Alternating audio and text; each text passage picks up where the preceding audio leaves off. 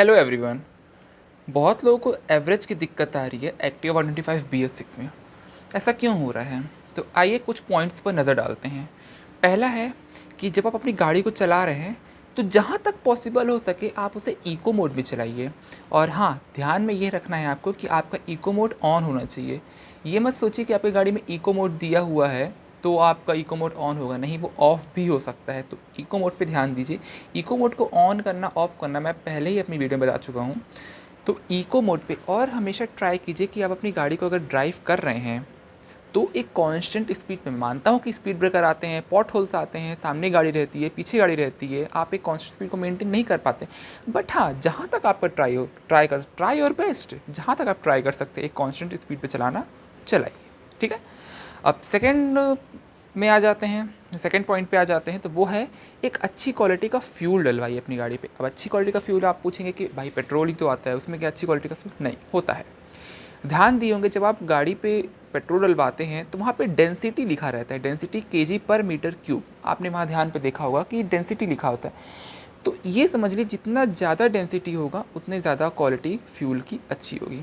तो फ्यूल डलवाते समय हमेशा डेंसिटी पर थोड़ा ध्यान दीजिए। थर्ड, आपको क्या करना है, आपको गाड़ी की हमेशा सर्विसिंग को चेक करके रखना है कि आपकी गाड़ी की सर्विसिंग कंप्लीट है या नहीं है।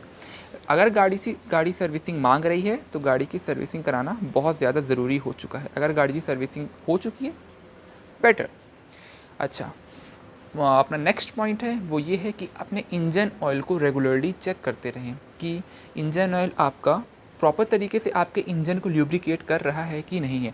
बहुत सिंपल है इसको चेक करना। मैं अभी आपको शो करके दिखा देता हूँ कि इंजन ऑयल ज़रा सा आप कैसे चेक करेंगे। देखिए, आपको सीधे अपने साइलेंसर के पास चले जाना है और यहाँ पे देखिए आपको शो कर जाएगा आफ्टर ड्रेन 0.55 लीटर। ये एक दरअसल डिप स्टिक है।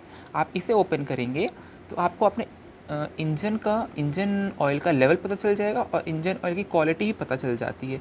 ये देखिए, अब आपको यहाँ पे डिप स्टिक दिख रही होगी। मैं इसे नीचे रख देता हूँ, फोकस नहीं हो रहा है। देखिए डिपस्टिक दिख रही है। डिपस्टिक पे आप चेक कीजिए कि आपकी जो फ्यूल है कहाँ तक आ रहा है।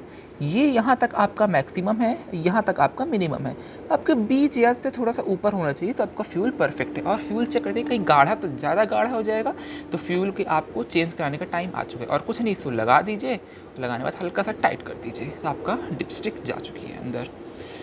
और नेक्स्ट पॉइंट की बात करें तो अपने टायर के प्रेशर को मेंटेन करके रखिए।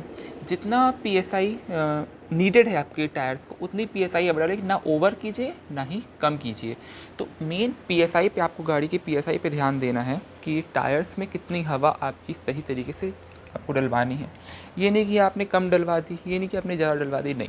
एक प्रॉपर टायर प्रेशर को मेंटेन करके रखिए।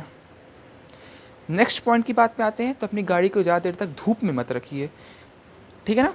गाड़ी को अपनी ज़्यादा देर तक धूप में मत रखिए। ज़्यादा देर तक धूप में रखेंगे तो गाड़ी को प्रॉब्लम होती है, फ्यूल उड़ता है। सुना होगा आपने कि पेट्रोल को खुले में रख देंगे तो उड़ता है वो। तो गाड़ी को ज़्यादा देर तक धूप में मत खड़ा कीजिए। अगर नेक्स्ट पॉइंट की बात की जाए तो जैसे कि मान लीजिए आप स्कूटी को ड्राइव में लेके जा रहे हैं, ठीक है, आपकी स्कूटी ड्राइव में है। अगर आप 50-60 किलोमीटर्स ट्रैवल कर चुके हैं तो एक गाड़ी को कम से कम एक 5 मिनट 10 मिनट का एक गाड़ी को एक ब्रेक दीजिए। आप भी खुद एक ब्रेक लीजिए, पानी वगैरह पीजिए, गाड़ी को छाँव में खड़ी कीजिए, थोड़ा सा गाड़ी को ठंडा होने दीजिए। उसके बाद आप फिर अपनी गाड़ी को ड्राइव पे ले जा सकते हैं। लेकिन थोड़ी देर, अगर आप 50-60 किलोमीटर से ट्रैवल कर लिए हैं तो अपनी गाड़ी को थोड़ा देर के लिए रेस्ट दीजिए। नेक्स्ट पॉइंट की बात करें तो आपको अपने गियर ऑयल को, आप गियर ऑयल अपनी स्कूटी पे कहाँ डलता है मुझे उसका आइडिया नहीं है, बट इसमें ऑटोमेटिक गियर्स होते हैं, सबको पता है स्कूटी में, तो वो आपको टॉपअप करवा के रखना है। गियर ऑयल चेंज करवाइए, अगर परफेक्ट है तो उसे टॉपअप करवाइए। गियर ऑयल का हमेशा ध्यान दीजिएगा कि आपकी गाड़ी में गियर ऑयल एक परफेक्ट मात्रा में हो और सही मात्रा में हो। और अगर रिफ्यूल करने की ज़रूरत है रिफ्यूल कीजिए, चेंज करने की ज़रूरत है चेंज करके फिर से रिफ्यूल कीजिए। तो गाड़ी पे गियर ऑयल, इंजन ऑयल, इन्हें प्रॉपर्ली और रेगुलरली चेक करते रहिए। अगर नेक्स्ट पॉइंट की बात की जाए तो वो ये है, अगर आप सिंगल गाड़ी पे जा रहे हैं, अगर आप कहीं भी ट्रैवल कर रहे हैं, सिंगल ट्रैवल कर रहे हैं तो ठीक है, कोई दिक्कत नहीं, आपकी गाड़ी में एक परफेक्ट टायर प्रेशर मेंटेन्ड होगा। लेकिन अगर आप 2 लोग जा रहे हैं और हम इंडियन से कभी कभी 3 लोग भी जाते हैं। अगर आप 3 लोग ट्रैवल कर रहे हैं गाड़ी पे, तो ध्यान दीजिए कि आपकी गाड़ी पे एक परफेक्ट हवा गाड़ी पे मेंटेन्ड हो, क्योंकि अगर गाड़ी पे हवा कम होगी तो ज़्यादा फ्यूल का खर्चा होगा, ज़्यादा इंजन पर लोड पड़ेगा और ज़्यादा आपकी गाड़ी फ्यूल मांगेगी। तो ये थे मेरे आज के कुछ टिप्स।